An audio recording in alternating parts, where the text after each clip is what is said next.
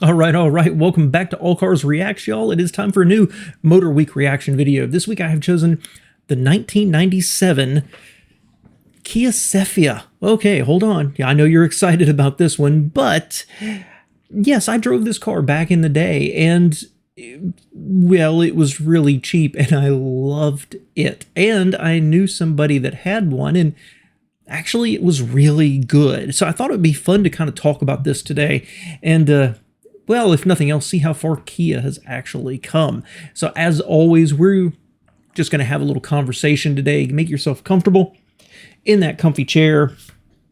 Grab yourself your beverage of choice. It's relatively early here this morning, so this is caffeinated coffee. And, well, let's reminisce about, gosh, can you believe almost 30 years ago, the Kia Sephia. Let's get into it.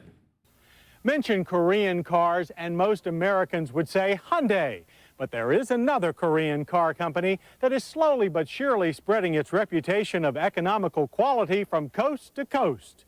Kia is that firm, and they've been building cars for Ford like the Festiva and Aspire for almost a decade. Now with no-nonsense models like the Sportage SUV and this Sephia sedan, they're striking out on their own.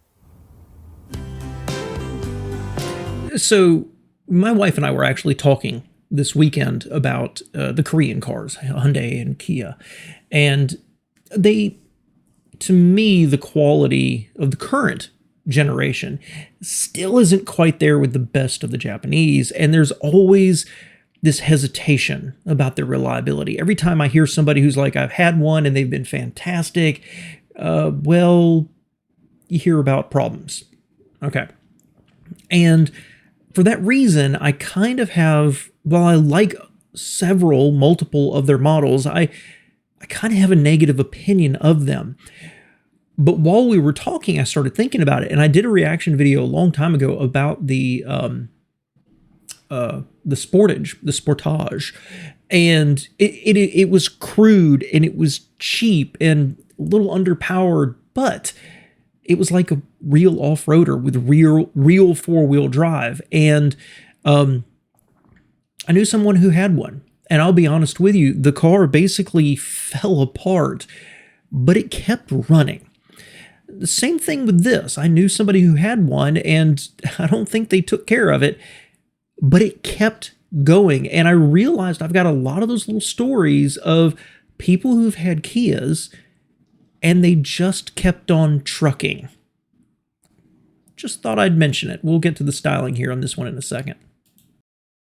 We first drove the Kia Sephia in California over 3 years ago and were impressed with its no-nonsense approach to a small family sedan, and it's hard to argue with low price. But it took Kia till now to spread the word and dealers to most of the other coast. So with the Sephia now available nationwide, we thought it time for a proper review. Like most entry-level four-doors, the Sephia is pretty straightforward. There's no flashy trim or funky colors, just simple, respectable, handsome lines. Even the wheels are good old steel, but well-sized 14 inches on our LS grade test car, and the top GS does offer alloys. The inside takes before they go on to the inside, let's go back here and look at this styling a little bit. So I've always liked this car. It's generic. Maybe that's the best way to put it. You could say boring, right? It's boring and it's generic. It is just car. But I kind of liked the front. I kind of like the profile. I kind of like the rear. It reminds me a little bit of some Mitsubishis and their styling. That, you know, are they maybe as good as what? Think about this. This was out at the same time as the Neon. Okay, that's where I'm going with this. But you look at the Corolla, the Civic, the Neon, and then you look at this, and this, you can tell Kia is a growing manufacturer.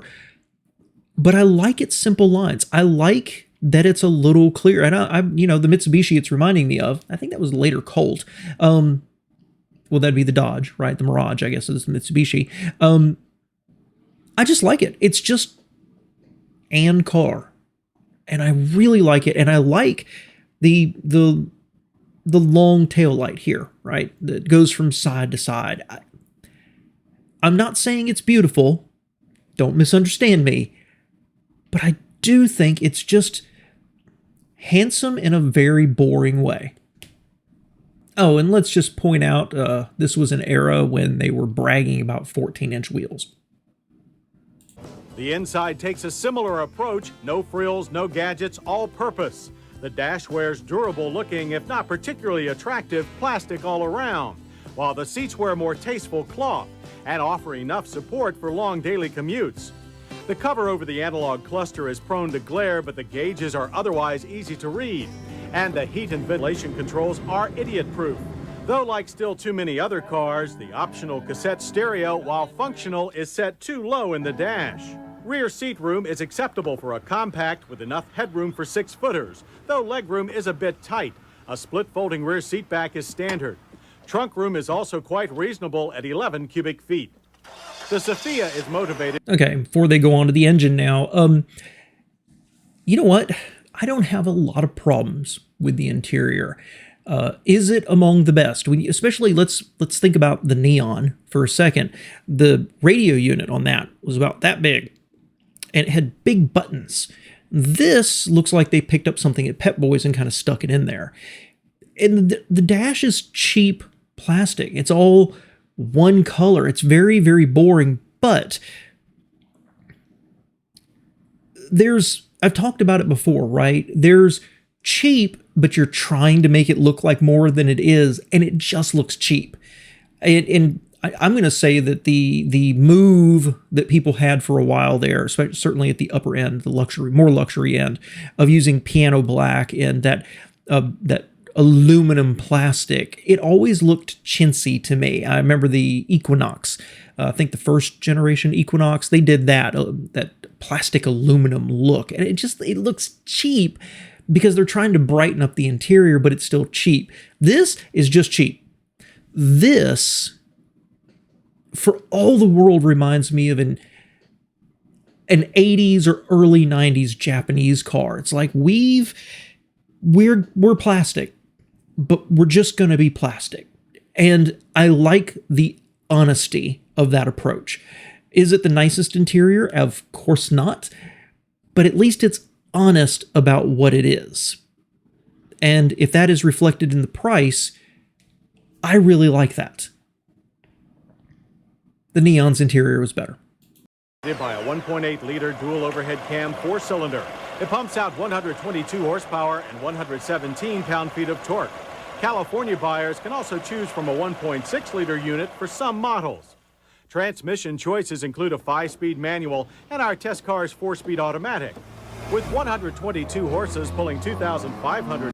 Okay, hold on a second here. I don't remember this car making that much, honestly. I thought it was closer to 100, like 106 or something like that, because this puts it in the same category as that Neon. The Neon had, I think, 125, if I remember correctly, but with a 3-speed automatic. This gets a 4-speed.